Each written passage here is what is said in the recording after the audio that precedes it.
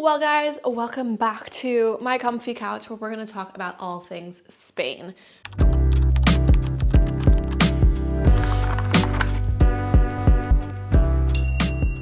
So today's video, I really want to go into taxes as someone who's self-employed.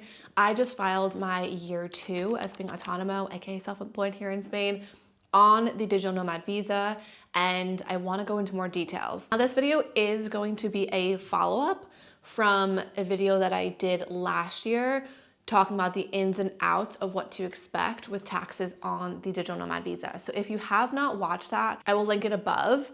Make sure you go and watch that one first because there are some details that I will not be going over in this video. This is going to be a follow-up to that video and a deeper dive because there's a lot more things that I've learned in year 2 in terms of being self-employed, how Spain views your worldwide income, social security contributions, your expenses, just a lot in general. And I really do think this is such a hot topic when it comes to the digital nomad visa because a lot of people don't really know. I can be honest and say that when I moved here, I had an idea that I was going to be paying a little bit more in taxes. However, I did not realize the extent to what it was going to look like. I can 100% say I'm spending a lot more living in Spain on taxes than I would in the US by far. And there are some reasons, and I'll break that down in the video. But I hope you guys are ready. Take a seat, get comfortable. We're gonna be diving into the nitty gritty. I'm gonna have some graphs on screen. We're gonna be going over some things. I have my laptop here because there's a lot of information that I need to make sure I'm going over and I don't wanna miss a beat for you guys. With that being said, make sure you subscribe if you like this channel. If you wanna see more videos about Barcelona, I have a lot of travel vlogs coming out. Also Barcelona day in the life videos. I'm going to have another video on updates to the digital nomad visa for 2025 going into 2026. We got a lot coming for you. So make sure you subscribe, join the channel, and let's jump right in. So for part 1, let's talk about being self-employed. Now, I do want to preface this by saying I'm not going to be going into a deep dive on being an actual employee on the digital nomad visa because that situation is actually way less complicated. I do go over a large amount of information in that part 1 video that I mentioned earlier. So check that out because I will walk you through what to expect.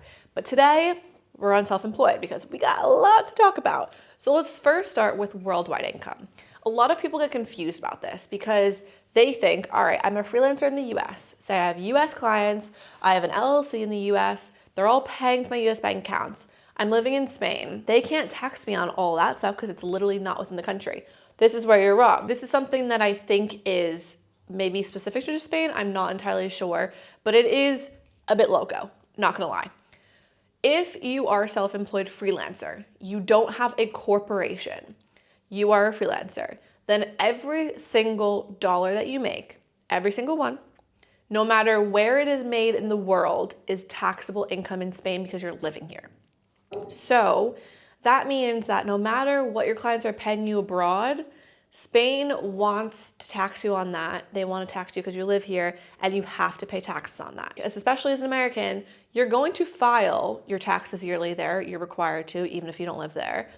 Spain can check to say, okay, on your 1040 form that you filed for your personal income tax in the US is X amount. In Spain, you put X amount. They don't match. The alarm bells are going to ring and you're going to be in trouble. So let's not do that. Now, even if you have your own LLC, say you are a single member LLC owner. There is something that you should definitely know about this is that Spain views your LLC as an extension of you because it really is. It's a pass-through entity. That's what it is in the US as well. But in the US, you get a lot of tax benefits for having it. Here, it's still you. As a single member LLC, your business profit will still be put on your personal 1040 income report. And that is what Spain is comparing to.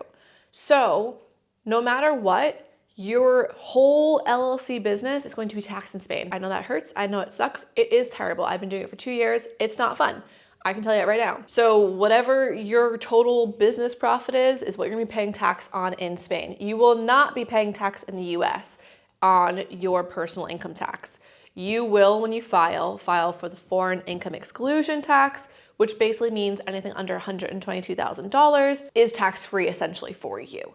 And you'll be paying all of that money to Spain. Now, the Spain tax brackets are much higher. So I will put them up here for you guys to see. But as you notice, I'm gonna read off this for a second. So up to 12,450 euros, your tax bracket is 19%. From 12,450 to 20,200 is 24%.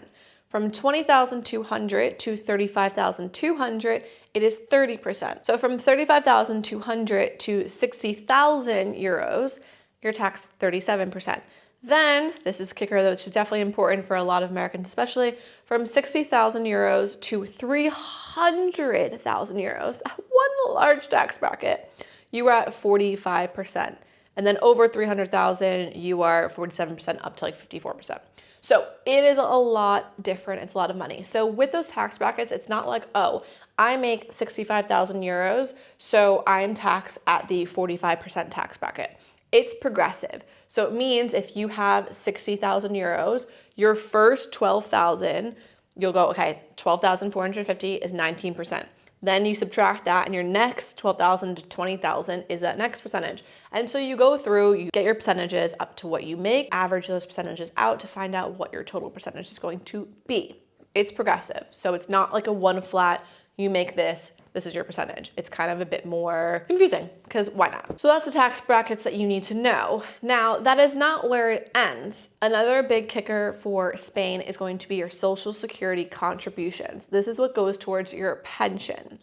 So your Social Security contributions in Spain at the minimum amount required for the visa, which is $2,500 a month, I believe your payments are around 300 or 400 euros a month. Now, once you get higher, it does cap out at 600 euros a month. So at max, you'll be paying 600 euros a month, and I believe that's when you're hitting over 5,000 or 6,000 euros a month in profit. You hit that 600 euros a month. So the thing is, and this is the kicker, obviously 600 euros a month is not a small feat, but Spain is increasing the Social Security contributions drastically over the next few years. So I'll put the graph up here. So as you guys can see, on the bottom are the years, and then on the side is the contribution that you're making. So if you go to 2025 and you see what the number is that you're making, you can see in 2026, 2027, 2028, 9, 30, up, what those contributions look like. And if you see on the graph, there is a very large curve for the top one. The top two lines have quite a large increase. If you are making over 50,000 euros a year, you're going to be in those top two lines. So just note that. And if you can see, within a couple of years, it increases drastically. Up to the point where in just 3 years, you could potentially be paying over 1,000 euros a month for Social Security. And the one thing to know about Social Security is obviously this digital nomad visa is good for up to 5 years. Your first approval is 3 years. You can renew it for 2 more, and after that, you can go for permanent residency for another 5. However, if you decide that you do not want to go for permanent residency, or you can't qualify for permanent residency, or you're not sure if you're going to see yourself here long term, there's something to consider, and that is the fact that Social Security here in Spain, you cannot access, even if you're giving the money to it, you cannot access it until you've contributed for 15 years. Now, there is an agreement between Spain and the US, so that way your contribution years will roll over to the US, meaning if you have to contribute for 10 years to be able to access it and you've contributed for 5 to Spain, those 5 years will count towards your 10 years in the US. However, the money does not transfer over. So I know for a fact that I will not be here in 15 years. So at the current moment, I feel like I'm burning away all of my money in Social Security. And obviously not all of it, but I'm burning away a very large amount. Thousands and thousands and thousands of euros a year in money that I will never touch. It's a hard truth. It is something that makes me think about the longevity of living in Spain. It's something that makes me question a lot of things sometimes, even my day-to-day life. But I regress, because there are obviously good moments of living in Spain. There's a lot of positives here, and I go over that in other videos as well. I just made a video about the truth about living in Barcelona, so check that out. I will link it above too. But yes, back to our taxes. These are the main principles that you guys need to understand. Now I want to dive into specifics. And I want to give you guys also an example. So what it looks like to make X amount, have some deductions, and I'm kind of just pulling these numbers together on a random basis, just so you can have a clear idea somewhat of where you might land. So let's jump into this example right now. Let's say that you're a freelancer and you make 60,000 euros a year. Let's say your expenses, let's average them out to about 500 euros a month. One thing I will say about expenses is that you can expense way less in Spain than you can in the US. Way less. And so what you think you might be able to expense out, You most likely can't. And another thing is that expenses are stretched out over a year span. So we're gonna say expenses, 500 euros a month. That's about 6,000 euros a year. So now your taxable income is about 54,000 euros for the year. So using the progressive tax rates that I put up here on the screen for you guys, your first 12,000, you're gonna be taxed at 19%, which will be about 2,365 euros. Next, we have 12,000 euros, 450 to 20,200. That's taxed at 24%. That's about 1,860 euros. Your next tax bracket, 20,200 to 35,200. You'll be taxed about 4,500 euros. Then you have 35,200 to 54,000. You're taxed at 37% and you're about 6,498 euros. So your total income tax for your $54,000 taxable income is going to be 15,223. And then we have Social Security. Now this one is definitely something that people don't realize and or don't know or are completely unaware of the actual high cost of it. So I'm going to put on the screen here what the actual table is. Now it might be a bit confusing as to what this even means, but basically you have on the left your different bracket levels of say 1 to 12 for what you're actually put into based on your income. The second column is going to be what your range of your income is monthly after expenses. So the first column is the low range, second column is the higher range. Then you have what your actual payments will be on the right.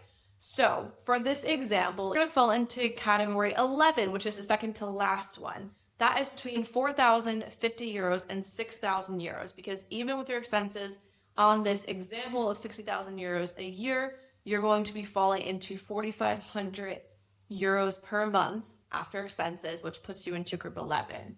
Now, your minimum contribution then is 543 euros per month for Social Security. This is the minimum amount that you have to contribute. You can contribute more if you want to contribute the max to max out your pension. You contribute the max of 1,540 euros per month. I don't know why you would ever do that or how you'd ever afford it on that salary.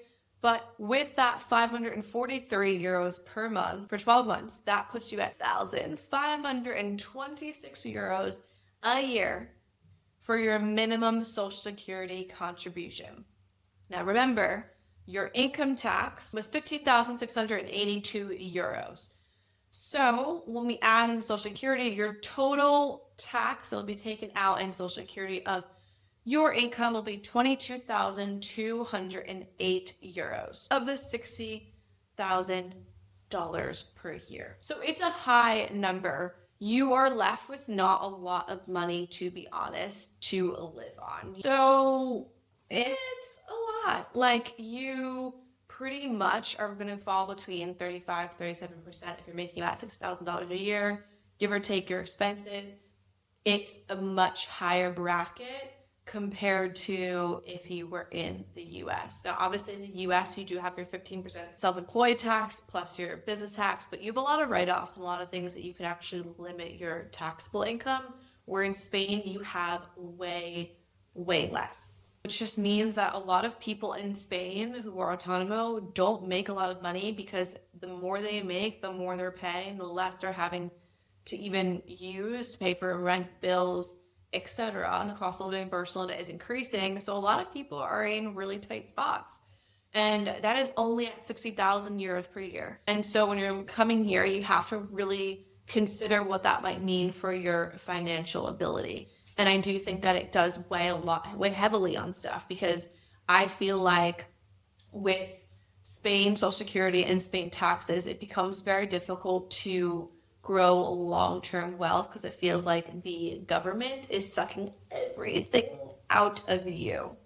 I can't necessarily speak and say that this exact number I gave you is 100% like what it's going to be true, but this is based on the data that's online. I did all the calculations myself to kind of give you guys an idea. I can't give you like full proof numbers, because it really depends on what your expenses are, what type of expenses they are, what the amount they are, where you're living in Spain. A lot of these factors change. So this was just a kind of brief overview for you to understand. So now let's talk about ways that you can reduce your tax liability in Spain. Let me start by saying there's not a lot, to be honest. There isn't many. There are some loopholes that you can do, but nothing is necessarily straightforward. Number one, you can open a Spanish SL, which is pretty much a company here in Spain, and you will receive a 25% flat tax rate, and you have a lot of deductions you can do in the first 2 years. However, there's a big however for this, and I actually just watched an influencer who lives in Madrid talk about this. I'll put his name down below for his Instagram. You can see the video that was really great on it. You are taxed for your corporate, your SL company here in Spain. If you pull money out of that, you are also taxed on the money for personal income tax, which is high in Spain. That's when you go back to those progressive tax rates that we went over just before. So you are double taxed. Your company will be taxed and you will be taxed. So a lot of people don't pull out a lot of money from their company, which means you might be living on a lower means while you kind of get everything started and going. So you can go that route, but it doesn't necessarily mean that just because you have a 25% tax rate, you're going to be ranking in more money and having more to you, because if you take out too much, you will also be taxed on that, and the taxes are quite heavy in Spain. So it is not always the easiest solution. If you're going to be here long term, it might be something to look into, because then you could probably set yourself up in a better way. But I just wanted to preface that by saying it is not the end all be all solution. Now, number two is you can actually structure yourself better in the US. So when I talked about earlier being a single owner LLC, obviously there are other options such as an S Corp or C Corp. C Corp would probably be your best bet in terms of avoiding any sort of crossover with Spanish taxes. But there are ways to set yourself up potentially with an S Corp to also allow yourself to just be paying personal income tax on whatever you take out from the business and leave all of your business income in the business in the US and pay tax there. So the most important part, and this is what I mentioned in the beginning, is that really Spain cares about what are you putting on their 1040, your personal income tax form in the US when you are filing. So obviously we have to file no matter how long you're out of the US, no matter if you have a visa, live somewhere, no matter if you plan on not going back. No, as long as you are a citizen, you have to file your taxes with the US yearly. So when you file your personal income tax and you file a 1044, whatever you're putting that you took out of your business from the US and you are putting on that form is going to be the same amount that has to be taxed in Spain. Not double taxed, but that is the amount that will be taxed in Spain and not in the US. So there are two major things that need to happen for you to be able to claim that your company is not essentially Spanish, because you are living there, you are operating from there, and you are making all the decisions from there. So Spain views your company as being Spanish. So the two things you can do is, one, you need to hire somebody. If you have employees on your team, then you are in a better position because you are showing that you are not the only ones who are making all the decisions, who are doing all the work, who are getting all the revenue of the business. Two is you can have an office space. You can rent an office space and you can prove that all of your work is not being done from within Spain. Now, if you are just a solo person, you don't have a team, you don't have an S Corp, C Corp set up, you are just yourself and this is your personal income tax, I am sorry to tell you there is nothing you could freaking do. I wish that I had a better answer for you. I have heard of people who basically run their single member LLC in the US and they invoice themselves monthly, the small amount they pay themselves, and they leave the rest in their LLC in the US, pay tax that way. Spanish government is notorious for auditing you about every 2 to 3 years. They are going to dig through your life like it's never been dug through before. And when I tell you they will find stuff, because they are incentivized to find the hidden money and to find the money that you didn't pay tax on, they will. And you'll be slapped not only with a bill to pay tax on that money that you didn't, but you will be slapped with fines based on the amount of time it's been since that money should have been paid. It will be hefty. Don't do that to yourself. If you are a freelancer, really consider if Spain is the right move for you, if you can handle it, and if you're okay paying the amount you are. Now, with that said, there are things that are comparable. If you're paying 540 euros a month for Social Security, granted, that's obviously a lot, but you are contributing towards your pension, and if you're going to be here for a long time, it might be worth it. If you're not, you can also kind of compare it in your head to where you don't need a car, you don't have car insurance, you don't have health insurance that you're paying for in the US. So your bills might be lower than what you pay in the US, your tax might be higher, it might even out. Last year, it pretty much evened out for me for what I would have paid to live in the US, rent, car, food, health insurance, car payment, whatever else stuff you have to pay for in the US versus what I pay for. As I'm here longer and my income is increasing, that gap is becoming larger and larger. And that is one of the parts that becomes more difficult. So it is something to definitely consider. So now let's briefly touch on expenses, because I did mention this a few times in the video already, but you need to understand that travel, and especially if you're a digital nomad, those things that you can write off, you can't write off here. You have to prove that you are flying to a paid client meeting or project that you're going to, not anything that you're researching, not any potential clients you're meeting, nothing like that. It has to be tied to specific revenue that you are making with your business. And then you can deduct a very small percentage of it. So it is something to consider when your taxable income ends up being much higher, because your deductions for what you're actually able to are much lower. With that, I want to give you some key takeaways and some strategies. Number one, if you are going to be doing an S Corp or a C Corp, or you're going to try to reduce your tax liability by running everything through your company and then only paying on personal income tax, please make sure, obviously as a business owner, you should already be doing this, that you are documenting everything with keeping every single invoice, keeping every single receipt, keeping what those expenses tie to for income, if it's travel, if it's anything necessary like that. You want to have all your ducks in a row, and you want to have everything straightforward, not only for your tax accountant, but also in case you get audited, like many companies or businesses or freelancers do here in Spain. Number two, make sure you have a good tax accountant who understands international tax laws, understands how international companies works, and can really help you. I personally have been with my tax advisor, expense advisor, for 2 years now. They are great. I will put their email down below.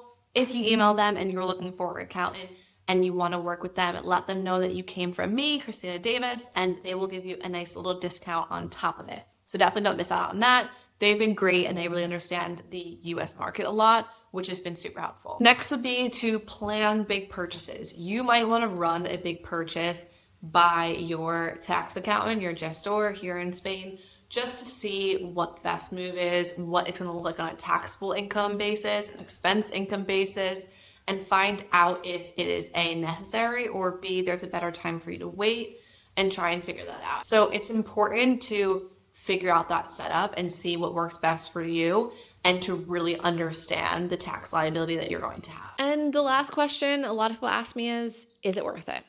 Is it worth living in Spain? I would say that the past 2.5 years have been some of the best experiences, and I absolutely adore this city more than I can explain and more than I can say. Do I think financially it was a great decision? Probably not, to be completely honest. I don't foresee Spain being a long-term solution for us, because I just think you are paying such astronomical taxes without being to really write off a good amount of expenses that it does kind of dissuade me from seeing the longevity of it. But I really do think for anyone considering it, you need to think about what your income is and what your long-term goals are and what makes you happy. Sometimes paying a bit more to live in a place that you love, or have a chapter where you get to live in Spain and experience that life abroad, if it's always been a dream for you, is worth it. So obviously the cost of living and your income and your long-term goals are really important, just to see if it actually makes sense for you and to see if it is something you really want to do. For the plot, for my life, for my stories, and for living out everything I've always wanted to, it was definitely worth it for me. But I also can say, again, long-term, probably not a good idea. So if you are an established single member LLC and you do not want to switch to an S Corp, and you do not want to open an SL here in Spain, might be something to very much consider before moving here. And I think the biggest thing that I do struggle with is definitely the Social Security and pension, only because I don't see myself living here for 15 years. So the amount of money that I'm spending monthly on Social Security, literally going, and like it's going into thin air, it's just burning away, and I'm not gonna be able to access it, is something I struggle with daily, and something to definitely really consider. in terms of, is it worth it? Because you are essentially, it's like another tax that you're paying to live here for something you won't get. Now, in addition to that, people always say, oh, your healthcare is free. That comes from your taxes. It does not come from your Social Security. Your Social Security is just your pension. My pension, I can't touch. So sometimes I try and trick myself and say I'd probably be spending the same amount of money on my health insurance back in the US, so at least I have free healthcare, and that's the cost that I have here. So it really is up to you to determine what you think is worth it and if it is a good idea. So to summarize it all, pretty much Spain's tax system is very rigid, but a lot of the times they joke and say it's the sunshine tax. It's the tax to live this wonderful life in Spain. If you can get beyond that because you love the lifestyle here so much, it might be worth it for you. If you're here for a couple of years and you want to experience this chapter of living in Spain, also might be worth it. There's many reasons why it's worth it, and there's many reasons why it might not be, to be honest. So it's just up to you on what you want your life to look like, how you want to design it, and if you can set it up the best way possible for yourself. So if you got through this video and you want to see more of a breakdown, you're hoping I was going through a lot more tax information of the basics in Spain, make sure you check out that first video, which will be linked down below. And if you have any other questions on being a freelancer in Spain, taxes, moving here, visas, anything like that, please drop them in the comments below. I will answer them for you guys or create another video going over everything because I know it can be very complicated, it can be very frustrating, and it can be so confusing trying to figure out your life to move abroad because it is a big step. It's a big thing. But I'm telling you, if I can do it, you definitely can do it. And I hope these videos are helpful. If you like my channel, if you like these videos, if you want to see more, make sure you subscribe so you don't miss another one. We have a lot more coming up. I want to do Wednesday weekly videos talking about Spain, life in Spain. I'll have some travel stuff. It might come out on the weekends. It's going to be good. We have a good rest of the year. So thank you guys for joining this channel. I hope you enjoyed, and I'll catch you next one. Bye.